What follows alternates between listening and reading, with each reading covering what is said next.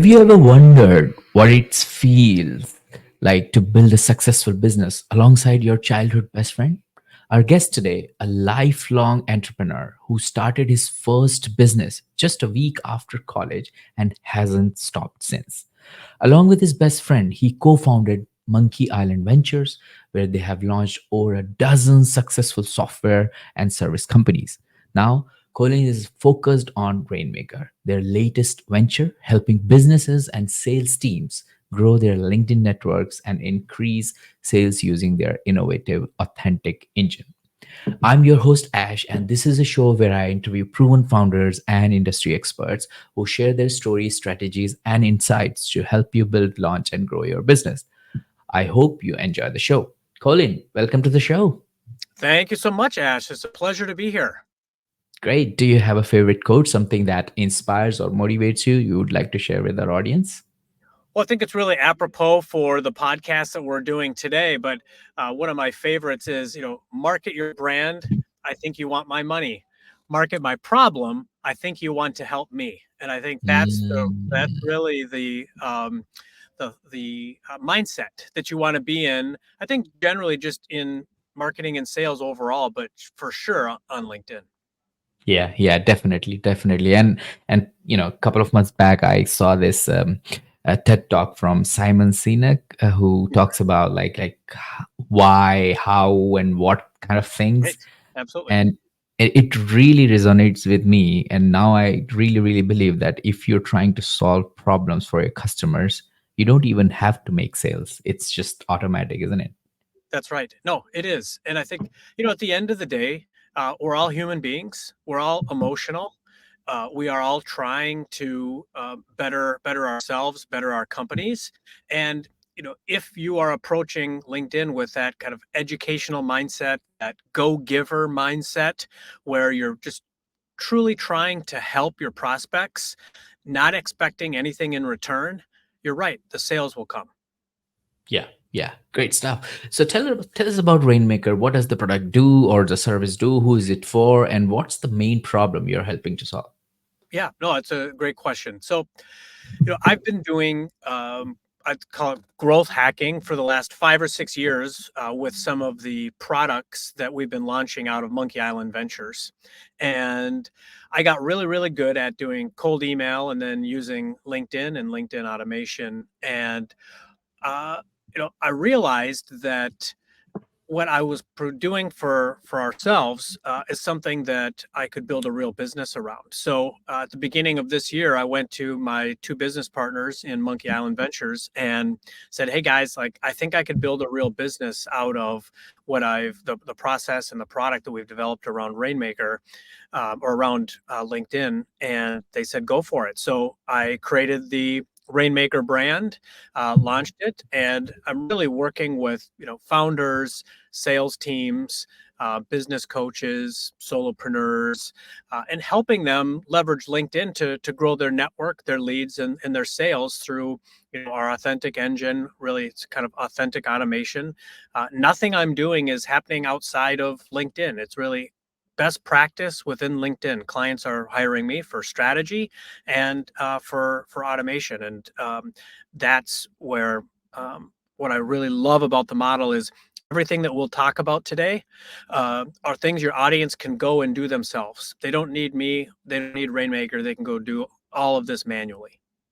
Got it. Okay, great. I mean, that's very interesting because you see, most of the founders who are listening to us, they're so focused on their product that sometimes they forgot to actually focus on um, the real part of their product, which is bringing sales in, bringing leads Right. in, bringing business in, right?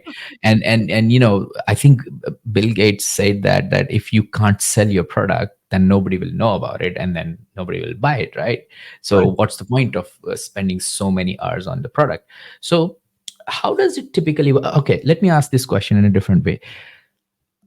SaaS founders or SaaS entrepreneurs in our audience, they're always asking me this question, Ash. One of the most difficult part in our journey is not just coming up with the idea and getting the product ready. It's actually getting the right ICP onboarded with our product. So Mhm. basically, in simple word, they were asking is Yeah. how we can get the customer. What Yeah. is the process you implement with your customers when you start working with them? So, the so is the question really the problem of now that you have a new customer and onboarding them, or taking a prospect to onboard them to becoming a customer, or what's the actual what's the pain point there? I think it's understanding how to actually even generate leads. It's Okay, okay, more okay, yes. early in the Yeah, funnel stage. okay, great. Yeah. No, okay. Just wanted to clarify Yeah. that. Okay, wonderful. So, we've built over a dozen, SaaS products since 2007. Most of them failed. And the reason why they failed is because we had a great idea, or we thought, and we decided to act on it and start building. And when we brought it to market, people just didn't have the need. And so we unfortunately did that multiple times. And I think as SaaS founders, building the product, having the idea that's really exciting, and then you get it out into market, and then reality hits you, and Mm. nobody wants your product, or very few do, and you can't really build a business around it. That's a horrible feeling. And the reason, the purpose of business is to generate revenue and to generate profit. Okay, at the end of the day, you need to do that. Running a business that isn't doing those things is not fun. Mm. So there are certain things that you can do to mitigate risk. Some of that is trying to get product market fit. Okay. And there's books out there like the Mom Test, right? Where you're starting to talk to your prospects. You're starting to try and understand what are their pains? How could I start building a product that potentially addressing their pains? So the Mom Test is great because you're not just going and talking to someone and saying, hey, I got this product idea. Don't you think that would be great? You're going to get a lot of people saying, oh yeah, that sounds like a good idea. And then you follow up, oh, would you buy it for this price? Yeah, I'd probably buy it. That's worthless. By the time you get it to market and you get it in front of them, and we've experienced this as well, crickets. Okay, Mm. it doesn't work. So there's a balance, and the balance is doing enough diligence to understand if there's a market for what you have by talking to people, by doing your research and all of that. Then there's also a little bit of risk taking, which is based off of what you know, does it still seem like a good idea? If it's yes, at some point you're going to have to jump off the cliff and literally build whatever it is that you want to put in front of these prospects, and it's either going to make it or it's not. So that's Mm. where the risk is. And you can try and mitigate that. I think some people stay in like mitigating the risk too long, and you never get anything built and you never launch. Um, the other side is, launching something without enough diligence, and you're really setting yourself up for failure. Uh, but what I think for a lot of SaaS founders, and even what I'm doing with Rainmaker, is I've set it up almost like a white glove SaaS, where my customers are interacting with me. They're not interacting with my software or any of my backend processes, and I make it really simple. I'm just using like a Google Doc, a shared Google Doc, and that's what I'm using with myself and my client. But I have paying clients. I'm getting a lot of energy from prospects. I see a really great growth trajectory for the company, and it's because I'm addressing a real pain. And that real pain is specifically for Rainmaker. It's growing, a more valuable first degree network, and then it's really diving deeper into generating leads and sales in non-fluffy ways, I'll say, on LinkedIn. And so for every other SaaS company, it's a different scenario, and you have to figure out what that is. That is your challenge, Mm. to figure out what is it that you can build that the market wants, that they're willing to pay for, that is also sustainable for your business. And you can slice and dice the way that companies have been built and have succeeded a million different ways. And so it really is up to you as the founder to figure that out. And there is no magic bullet. You're just going to have to do some diligence. You're going to have to take some risks. You're going to have to put it out and start to see if there's really any play on your idea. But what I can say, if you started off as more of a service company, where if you do have, some unique software, or if you're a developer and you develop something, start really small. You might even just start by coddling a few pieces of software together to get your process down. That doesn't take you much time and it's low cost. And then go into the market and start selling it as a service before it's even a SaaS product. You should be able to start closing companies then, start getting revenue, and start hearing from your customers what they like and they don't like about your service. You can start then building that into your product on the back end. You can start creating a list of what you're hearing, but allow yourself to start building a business through service first before it's a fully baked SaaS product. Got it. Got it. So essentially what we are saying is, first you need to understand what kind of problem you're solving for your customer, primarily understanding if there is a market or not, because if there isn't, there is no customer, there's no point of solving that problem. And then based on that, you have to do your due diligence. Now it could be so I have read the mom test myself and I understand it a little bit, not much, but it's been a while. But what I've learned is there are a couple of ways which I found very interesting, and I'm on the same boat as you. Created multiple SaaS product, not all of them as successful, etc. But this particular trick helps me quite a lot, and I would really want your opinion and insight on this one. Is whenever I have an idea and I find the pain in the market, what I do is I try to potentially communicate this to as many as people on my network, let's say LinkedIn, Twitter, etc. And then potentially put a landing page with explanation of the idea, or maybe some screenshot of the app, whichever I want to build, and then have an email list there. How effective do you think that strategy is for somebody who's thinking to start a new venture? That strategy can still be very effective. So one of the things that we've done in the past is we're building like a SaaS product. I've built landing pages, right, that talk about the value proposition of what the software can do. One that we built like 3 years ago that we shut down last year because we didn't have product market fit. But as we were trying to get it, I was doing a lot of outreach and I was getting people to sign up, and I was able to get some pretty big companies, one of them like Lenovo, the computer company. I had one of the kind of really an ideal prospect for me that was an ideal candidate, that was also someone that was a really hard person to get in front of, was demoing our product and was in communication and talking with us. And that could have been, a really great customer, but our product just wasn't right. It wasn't the fault of, our prospects. It was our fault. We didn't have a good enough product for them to want to buy. But all that is to say is, yes, by creating a landing page with the value props of what the product is doing or going to do, reaching out, through cold email, through LinkedIn, I've driven, thousands of people to landing pages. I've gotten, hundreds and hundreds of people to give me their email address to sign up for demos. So yes, that does work. So that's still a great way of doing it. One thing I want to make sure we cover on this podcast is using LinkedIn live streams as a way to use that as a wedge to understand audience intent in wanting to potentially buy your product. Well, LinkedIn live stream is not available for everyone, isn't it? You need to have particular number of connections or followers on your page, then only you can stream it, something like that.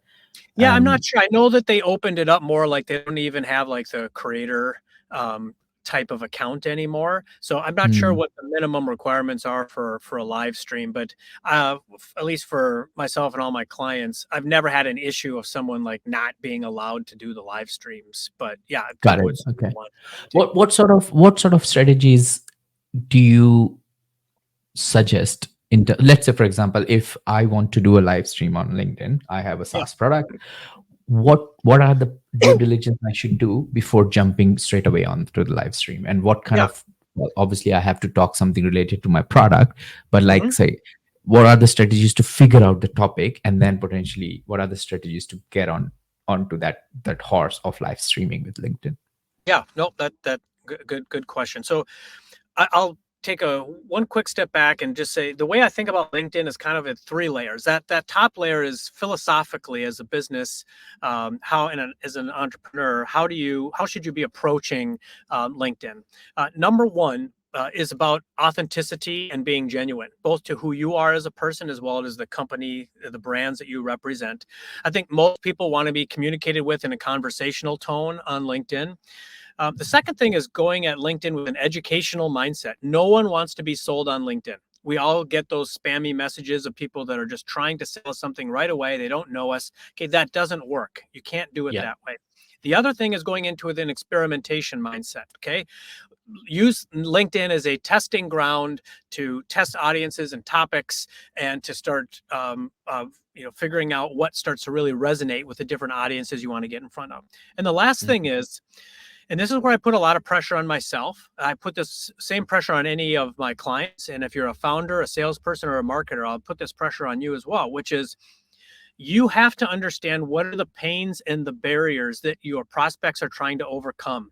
You need to know what they want to be educated on. And most importantly, you need to explicitly know what it is that they want to learn from you. Or in other words, what can you teach that they want to learn from you? If you can do that, I think any B2B business can be very successful on LinkedIn. Okay, so that's how I think about LinkedIn philosophically. The next layer down is audience, okay, and audience building. I think it's really important that we think about audiences.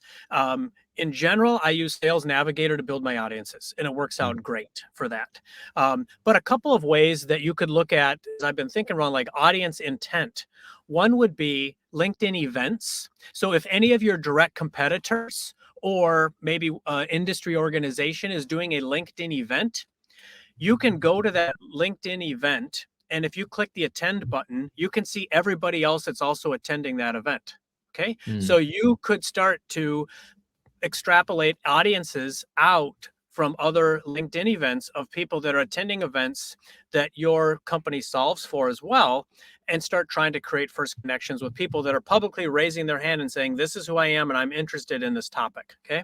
Got it. Another one would be using someone like as a proxy. So there's a woman on LinkedIn. She has like 70,000 followers. I reached out to connect with her, and she connected back with me. And so I can use Sales Navigator and say, okay, I'm selecting Brenda, and I want to see everyone that's a first connection to her, but is a second or third degree connection to me, that is also a founder or a sales executive, et cetera. And then I can go and try and get first connections with them, because I know that they are following her because she's creating all this great LinkedIn content. So they obviously want to learn how to grow on LinkedIn. So they would be good candidates for Rainmaker. Okay. So that's how I think about audience. And then the last is really the strategies then that you start to implement in LinkedIn. So the way that I do it for myself and my clients is I reach out to, after I build the audience, then I reach out to 25 people a day, Monday through Friday during normal working hours. That's 125 people a week, 500 people a month. I'm getting a connection rate of between like 10 and 40% of people connecting back. That really depends on the audience that you're going after. And I've seen, for even one client, one audience is connecting at 8%, and a different audience we're using for him is connecting closer to 30%. Okay. So that really is about building out those audiences and then creating those connections. Go ahead, Ash. No, I was just thinking 25 a day is a lot of connection for me, because if I go on LinkedIn and say add, it's going to take me ages to do that. Right. Well, I mean, you can go and do all of this manually, right? And so even one of the things that we'll do is after 30 days, we'll automatically withdraw an invite if someone hasn't connected back with you. And again, you can go into your LinkedIn and you can withdraw invites from people that haven't connected back. A lot of times they're not connecting because, they're busy. Your alert gets pushed down. It's not that they don't want to connect. They just don't see it. So there's a 3-week period of time after you withdraw an invite from someone that you can't re-invite them. But after that, then you can re-invite those people at a later time. Yeah. So the other thing then is once you create those first connections, about establishing a relationship. And so when I think about that, a lot of times we'll bolt on like a messaging campaign. And I'll use one of my clients as an example. He owns a law firm and he's going after blockchain founders in the United States. And he is sending a first message that will say something to the effect of, hi, Ash, thanks so much for connecting. I'm really passionate about the blockchain industry. I know you are as well. Look forward to seeing your content. Okay. I'm imploring everyone, do not try and sell anything.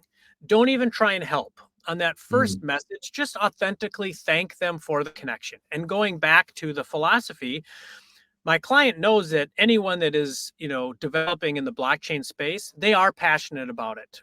People that are involved in blockchain, they do it because there's something that they feel very compelled to participate in blockchain. And so even that message, using the word passionate, I think creates some of that connective tissue in building a relationship. If someone doesn't respond within a week to that first message, another message will go out and it'll say, hi, Ash, I find myself more and more writing about the intersection of law and blockchain, and I'm wondering if there's any topics you'd have interest in me writing about. Okay, so now this is getting kind of into that go-giver mindset, not asking for anything. I'm just trying to help. And again, going back to the philosophy, he knows that blockchain founders have a lot of issue with US government and the regulation that may or may not be happening on blockchain companies. And so just by creating that second message, he's getting these blockchain founders to respond and say, oh, if you could write about this topic, that'd be great. Or do you have any insight on whether you think this law will pass, right? And so he is setting up now relationship. He's building that. He's being seen as a thought leader just by simply offering himself up and his expertise as help to these blockchain founders. And so that is some examples of, I think, how your audience could approach LinkedIn and think about connecting and thinking about, messaging their new connections. Don't try and sell. Release that pressure of feeling like you have to sell someone, and just start helping them first. And I think that's where LinkedIn live streams, we talk about like these landing pages, right? We talked about that earlier, driving traffic to these landing pages. And you can test these landing pages and see what resonates and what doesn't. That's the same approach you should use with LinkedIn live streams. And the way that I have it set up is that I create, you really want to target an audience, and then you want to target a topic. Okay. And your goal is to get people to click the attend button. If no one's clicking the attend button, they know your audience or your topic or both are off. If you can get people to click the attend button, you are now having them say, here's who I am. I'm interested in your topic, and I trust you and I trust your company enough that I want to click the attend button and I want to learn from you. That is incredibly valuable. Okay. That's giving you all this input around if your company is going down the right track in terms of what you're building your business around and what you're educating your prospects around.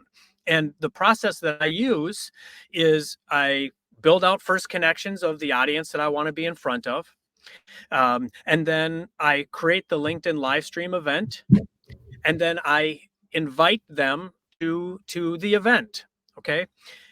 When I get people to click the attend button, there's actually something that's really magical that happens. This is very pertinent for any B2B business, which is when someone clicks the attend button, you have their information and you're now starting to build a relationship. What I do when the LinkedIn event is over is that I follow up with each attendee, and I use something like this. Hi, Ash. Thanks again for registering for the LinkedIn live stream that I led this morning. Not sure if you're able to make it or not, but in case you missed it, here's a link to the recording. And I give them the link back to the event page because your live stream now gets saved as a recording there forever. And then underneath that, I'll say, if you ever want to chat LinkedIn strategy, feel free to grab some time convenient for you here. And then I give them my Calendly link. Okay. What I am doing, if you look at what I've just described in pretty short order, is I have created an audience and a topic, gotten people to click the attend button, and now I'm able to follow up with a message to each of those attendees with my Calendly link, which meetings are the lifeblood of any B2B business. You need to have a meeting and sell someone on what your business offers. And by sending that Calendly, I'm also doing it in a way it doesn't feel salesy, it doesn't feel pushy, it doesn't feel icky to you or to the person getting it. And I've just seen that whole process just work really magically for myself and some of my clients. And so I have a PDF that maps out my entire process, one page PDF, and I'll send that to you, Ash, after this podcast, and you can certainly share it with your audience. But Yeah. I highly encourage you to start testing with LinkedIn live streams. Got it. Got it. This, Colin, this sounds really interesting to me, and it gives me an idea that okay, the more number of people I will reach, the more chances are there that I will convert. I'm a big fan of Alex Hermosi with this 100 million leads kind of thing, and I know that the more people you reach out to, the percentage of the people you reach out to will revert back to you, and then the percentage of people from that reverted back people will become your prospect customer, things like that, right? But i- in a life of in a founder's life, there's so many things going on, right? And that's why they try to get more team members in there to do these different things, isn't it? um, you're doing it full time, it's your business, and that's why you understand it in and out. Is there a way, is there a easier, or maybe not, the easier is not the way, is there a way to automate anything, or part of these things to make my life easier, for example? Yeah, I mean that's you could hire like a virtual assistant to do a lot of this if you wanted, but that's really also why a lot of my clients end up hiring rainmakers, that we're automating out like the connections and the messaging. We're automating out the LinkedIn event invites for the live streams. So yeah, that's really where it's a time saver. I think that's really the biggest thing, is it's just Mhm. saving time. We're not doing anything outside of LinkedIn. Everything's happening within the client's LinkedIn account. So yeah, it's really a time thing. And so if you have the time to spend to do everything that we're talking about today, I highly encourage you to do that and be regimented about putting in the time and the effort, because I I can pretty much guarantee that if you have something that the market wants, using what we're talking about today will help fill your pipeline with leads and generate revenue. Got it. Got it. And would you be able to share a compelling case study that highlights how a coach or an organization leveraged Rainmaker to Mhm. achieve success and solve their key business challenge? I would love to hear about the specific problem they faced and the steps taken to implement your solution and measurable outcomes they experience as a result. Yeah, no, that sounds great. So, you know, uh, one of my clients, so really all of my clients have the same problem. Okay, they want to generate more sales, Hmm. and they, some are, lukewarm on the idea of using LinkedIn because they just aren't experts in it, and so they're just not sure, how to approach LinkedIn as an opportunity. uh, and so if you approach it the way that we talked about it, I think you have the potential for really driving great success. So one of my clients was looking at a specific audience. They're, I don't know if you're familiar with like EOS. Well, it's the entrepreneurial operating system. It's a way of running small to medium-sized businesses, and it's getting a lot of traction here in the United States. And there's these EOS implementers that will help these companies put in this process, and they come in on like a quarterly basis to help your business run the EOS system and make sure that your company is on track and is hitting the KPIs and whatnot. But they're not cheap; they're like $3 to $5 grand a day to have them come in and do this. So my client wanted to reach out to EOS implementers. And so we created an audience of about 200 EOS implementers to do a test, and had this person's profile go out to connect. About 100 of the EOS implementers connected back. So about a 50% conversion rate. So that's on the very high end. Okay. So again, most clients are between like 10 and 40% on any given list. For whatever reason, this person, probably because they're also an entrepreneur, was able to get a high connection rate. Then one of what we did is created a live stream to get those EOS implementers learning about his company, but more so again through that educational perspective, teaching EOS implementers. Mhm. And he got 22 of the 100 to click the attend button and and on the LinkedIn live stream. And then after the event was over, the followed up with the email, and he was able to get around, I think it was like 5 of the EOS implementers booked Calendly meetings Mhm. with him. And this happened, I don't know, probably a month and a half ago. And I know that he's closed one of them as a client now. So that's an example of just kind of what that pipeline looks like. But it is something that, like I said at the beginning, that philosophy is coming in with that experimentation mindset where, you're constantly, looking at audiences and looking at topics and then building out content that hopefully gets them engaged. But I can say the live stream that I'm doing almost weekly, I'm using essentially the same deck that I've used for the last 5 or 6 months. So it's allowed me to not have to go on LinkedIn and think about all this new content that I need to create as a post.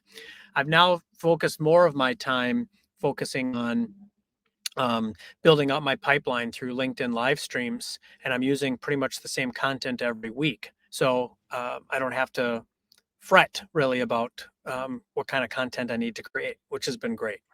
Does that also bring you more followers? For example, if you're doing a live stream and you invited, like, say, 100 of your connections, right? And 50 of them, or let's say 40 of them RSVP'd yes, right? Mhm. But does that also, because it's an event on LinkedIn, does that also brings attention from other people who are not connected with you, and then potentially give you a little bit of push to get like more? Yeah, I mean, I think you're going to generate, some followers and connections from the live streams. Um, Mm, you're going to generate more, I think, if you are doing like more organic posts that, is something quick. It's something of high value that someone clicks and then they're like, oh, this is really interesting. Oh, who does this? And then they might go to your profile and see that you're doing that fairly often. You're going to get followers picking you up pretty frequently from that type of methodology. Um, but what I have noticed with the live streams is that you'll get people reposting the event, you'll get people commenting, liking the event, and then that has the potential to show up in the feeds of people that are connected to that person. So I can guarantee you that when you do these LinkedIn live streams, LinkedIn wants more people doing these. And when you go live, your first degree network, your followers, people that have clicked the attend button will get notifications that you've gone live on LinkedIn. And a lot of times, people that are on LinkedIn while you're doing the live stream will get a little notification that says, Ash is live right now. Well, they'll click into that to see what it is you're talking about. So, in you'll be able to look at your LinkedIn analytics after the event, and you'll be able mhm. to see, peak viewers and how many viewers were there, throughout the event. And you'll see people kind of coming and going from the event, but you're going to get people coming into it that you weren't even intending as part of that audience, that you're going to get some brand impressions. The other thing is that when you send a LinkedIn event to someone, it shows up as an alert. So it's a nice soft touch in their account. If someone clicks that link, um, they may be clicking it after the event is over. And so Mm, now they're watching the recording instead of the live stream. And the beauty of that is there's this long tail effect. So, one of the events that I did a month ago, I had about like 2 hours of total watch time on the video during the live stream. But I went back a week later and I had 3 hours of total watch. 3 hours of, no, I'm sorry, I had 300 minutes of total watch time on the video. So I had another 3 hours, 180 minutes of people watching the recording. So, some people are not paying attention to their alerts. So they may be clicking into the alert, once a week or once a month. So, but yeah, that's one of the beauties, I think, of the live streams, is that you get a nice long tail effect of people clicking into the live stream after it's over. Got it. Got it. Any particular software do you recommend for live streaming, or just use Yeah. LinkedIn? No, so LinkedIn, you have to use a third-party product, and so I actually Okay. use StreamYard Mhm. for my live streams into LinkedIn. Yep. Can you also do these draw thing? I've seen some of the live streamers who do this draw thing on their iPads. Is that possible with StreamYard or any other software? Or I guess I'm not sure what it is that you're referencing. I haven't heard that. When you're watching YouTube videos or some live stream, there are some speakers who have this iPad with pencil and they're Oh, I drawing see. things on it. I'm not Huh. sure how to do that, because that's very Okay. interesting. That is interesting. Yeah, I honestly I have not seen that on any of the LinkedIn live streams that I've seen. So Okay. So let's talk about this content then. So you said that you only have one deck which you've been presenting every week or bi-weekly for yeah, this yeah, live streaming. yep, So let me reiterate it. First, what you do is you send out 25 connection requests every day for yep, 5 days a week, which is kind of 125 people, yep. out of which we are saying, like, out of 125, let's say 50 people accepted. Okay. Mhm. Uh, and then every week you send these live stream requests to these 50 people, let's say 100 people every week, and the 40 people respond back with yes or they RSVP. And then out of these 40 people, let's say 5 people book you in for a call on your calendar link. Is that correct analysis or assumption? Yeah. So a couple things. One is I am going after multiple audiences with pretty much the same content. Okay, so this Hmm. is a little trick that I'm doing. So some of the audiences I'm going after, like one is founders, another are sales executives, another are like business coaches. Okay, but what I do is I created my presentation deck in Canva, and the what I have for the first page of the deck is LinkedIn webinar, or LinkedIn live stream. Learn how to grow your network leads and sales using LinkedIn. Okay, and then what I'll put in the middle is something that'll say like for founders or for business coaches or for sales executives. Okay. I use that image for that specific audience as the image on my LinkedIn live stream. And then I will only send invites out to that specific audience for that specific live stream. So sales executives get the sales executives LinkedIn live stream that I'm doing. So then not only do they feel like this topic is of interest, but then they also feel like this presentation was built just for them. For Okay, them. so that's one really cool little trick you could do. Even if most of your content is exactly the same, doesn't matter. It's the presentation of them feeling like this is created just for them. Okay, so um, the again, the based off of the audiences, again, you're getting connection 10 to 40% depending on the audience. The acceptance rate, when I'm sending them out, I'd say I'm getting probably between like a 5 and 10% acceptance of people like going and clicking the attend button. Okay, so but I'm hitting these audiences, probably once a month or once every other month. Okay. I'm not hitting the same audience every single week. Mm. So that's how I'm approaching it. And then I'm giving my Calendly, and then trying to set up meetings. But one of the things with the live streams, with focusing in on these discrete audiences, is um, continuing to have content that I think is of interest. And so what I started with, this kind of broad way of approaching growing on LinkedIn. One of the things that I briefly touched on in that deck was LinkedIn live streams. Okay. But what I have done is I took that LinkedIn live stream process and I've built a whole nother presentation, a whole nother deck just about how to do LinkedIn live streams. And so now I have two presentations, right? One, a general how to grow on LinkedIn, and now a specific how to use LinkedIn live streams. I don't think I would have come up with a LinkedIn live stream as a live stream opportunity if I hadn't done the more broad one first. All that is to say is that just by getting in the act of starting to create content, and it doesn't matter whether you're creating a white paper, whether you're creating a presentation, content on your website, but by the act of creating content and starting to see what your audiences are responding to, you're going to start getting other ideas of things that you could offer that I think will be of high value. But you just got to get started. Mm, mm. Got it. Got it. Okay, great. So I definitely have to start doing the live streaming now, as you mentioned, and get into the habit of it. Maybe Yeah. produce more content, Mhm. get more people. Just before we get into our quick fire round, I would like to ask you one quick tip or a tool you use to automate this thing. Can I use Rainmaker to do that, or is that something which I've used need to use alongside LinkedIn Professional? How does it all work? Yeah. So with the way that Rainmaker is automating out all the things we've talked about today. Um, Mhm. with my clients, they're essentially hiring me for strategy, and then they're hiring me to automate these LinkedIn best practices. Again, you can go and do all of this manually if you want. You can go in and do everything we've talked about yourself.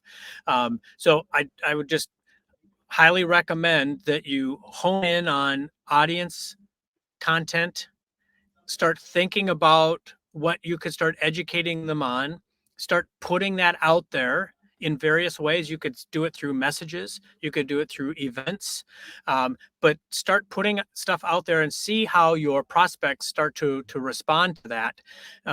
And if you get to a point where you're feeling like, okay, like I'm kind of getting this, I can kind of see how this is working, I want to start scaling it up, then looking at something like Rainmaker may make sense. But I really am trying to create the Rainmaker website as just a free educational resource. So Mm. one of the pages at rainmakergrows.com is a campaigns page, and it lists 12 different campaign types that your audience could begin implementing themselves right away. Plus the live stream process, which I'll send you, like just start getting educated. I think LinkedIn, it's a monopoly. There's no other business social networks out there. And it's a social network. Yes, it's about people and relationships, but people are also there to get hired, to hire people, to build business relationships so they can buy and sell from one another. That's the beauty of LinkedIn. 2 people a second are joining LinkedIn. It's growing all around the globe. And I think regardless of, where economies go, LinkedIn is going to be a platform that if you approach it in the right way, you could really build, I think, your business by using it. And Yeah, again, yeah. highly, I highly, think it's one of the best buy from Microsoft. I would definitely say that oh, after GitHub, absolutely. yeah, Yeah. this Oh, was the yeah. best. Yeah. Oh, yep. Yep. No, Microsoft, that was a great purchase. Yep. Mm, For sure. mm. Cool. I'm enjoying this conversation so much, Colin, because whenever you give me an insight or whenever sharing these strategies, I can relate to that with my business. That's why I'm enjoying this so much.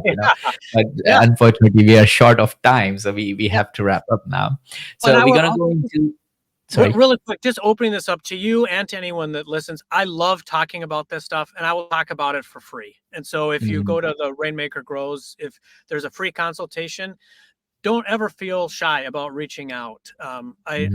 I love doing this, and I want to help more entrepreneurs succeed.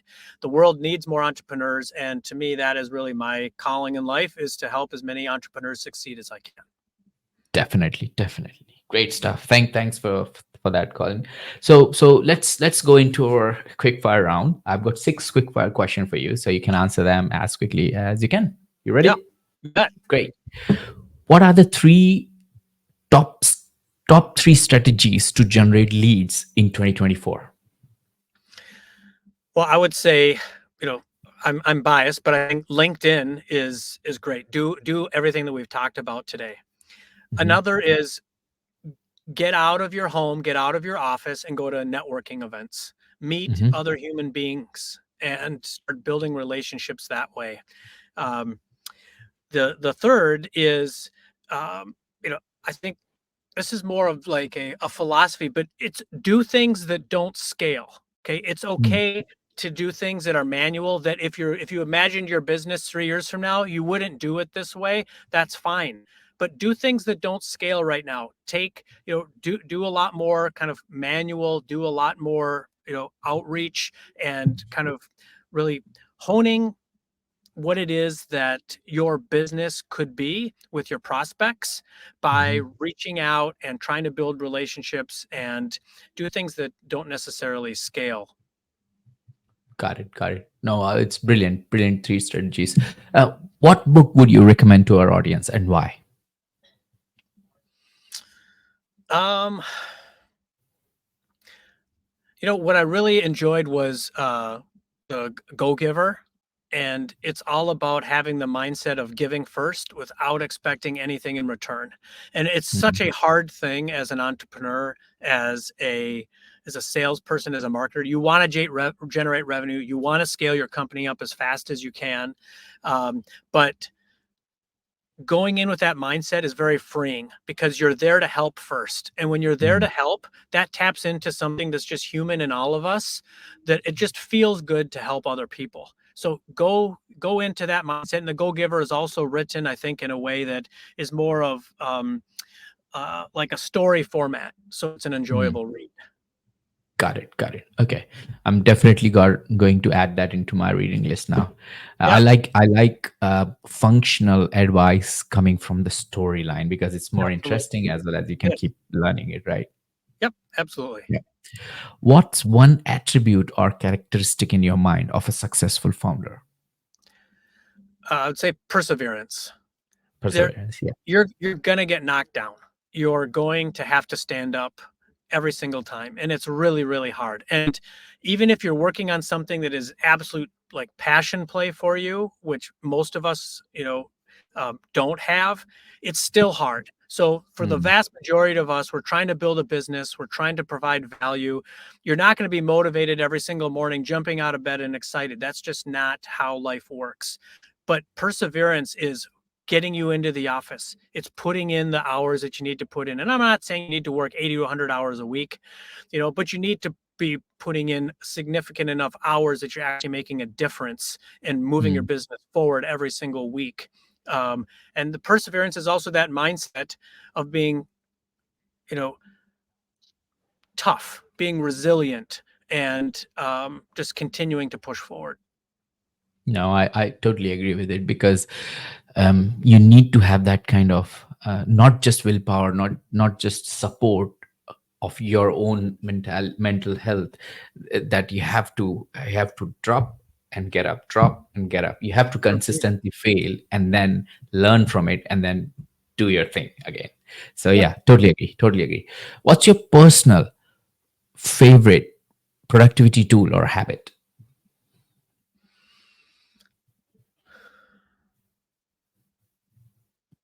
So, I would say this isn't something that is in what I'm doing during my business during the day, my business day. It's something that I do before, which is going to the gym in the morning. Mm, Really helps me be more productive because I'm in a better state of mind. I'm naturally just wanting to eat healthier throughout the day, and so for me, it's getting exercise in the morning. definitely, definitely. What's a new or a crazy business idea you would like to pursue if you had time? Um, that's a good question. So there is a, you know, I love I love sports and I love sports talk, and I know that it's just mundane, just a bunch of idiots usually chatting online or chatting over the radio, but I've always enjoyed the idea of like having a product where anyone anywhere could start their own sports talk show and be able to start building an audience around that, and almost like a Twitch but for sports talk. So that idea I've had for a while. It might be past its prime for being able to scale something like that up, but I just don't like the idea of these big multinational companies like ESPN and you know Fox Sports and stuff. They're kind of dictating who can talk about sports and who can't. And I know you can use YouTube and things like that to build out audiences around it, but like a sports only focused product that's allowing sports fans to have more of a voice. It's always been a fun idea, kind of percolating in the back of my mind. I like it. I like it. I would totally watch it or be on it. You could start your own show. That's right. Yep. Great. Last but not least, what's an interesting or fun fact about you that most people don't know? Well, one would be, I've been an entrepreneur my entire life. Started my first company a week after I graduated from college. But I think one of the really cool things about my entrepreneurial journey is Monkey Island Ventures. It's the holding company that I have with my two business partners, Josh and Zach. We've all known each other since we were about 5 years old. Monkey Island is named after a park we used to play at when we were kids. And we've just created this wonderful bond over the last 17 years and creating these businesses and kind of functioning off the core values of freedom, finance, family, friendship, and fun. And those are the core values that we live by. And maybe someday we'll write a book on how to go into business with your friends. But we've made it work, and I can't imagine doing it any other way. Got it. Perfect story. Colin, thank you so much for joining me and sharing your story, unpacking the last years of building this business and some of the ups and downs. People want to check out Rainmaker, or if people want to get in touch with you, what's the best way to do it? Yeah, the website is rainmakergrows.com. And you can, if you use the free consultation button, that goes right to me. I'm the only, person in the company right now. And you can also find me on LinkedIn. I'm the only Colin Herdman on LinkedIn. So HIRDMAN. Perfect. That sounds good. Colin, thank you so much for joining us today and sharing your inspiring journey and the impactful work you're doing. It's been an absolute pleasure having you on Founders Podcast. Thank you so much, Ash. You did a wonderful job. Thank you all for tuning into this episode of Founders Podcast. I hope you found our conversation with Colin insightful and inspiring. Do not forget to download the PDF, which I will be adding underneath this video. If you're a founder or industry expert interested in sharing your story on our podcast, please don't hesitate to connect with me. Go check out Rainmaker Grows and then book your consultation free with Colin Herdman. If you enjoyed this episode, make sure to subscribe to our podcast and stay updated on future interviews. Stay inspired, stay motivated, and keep building.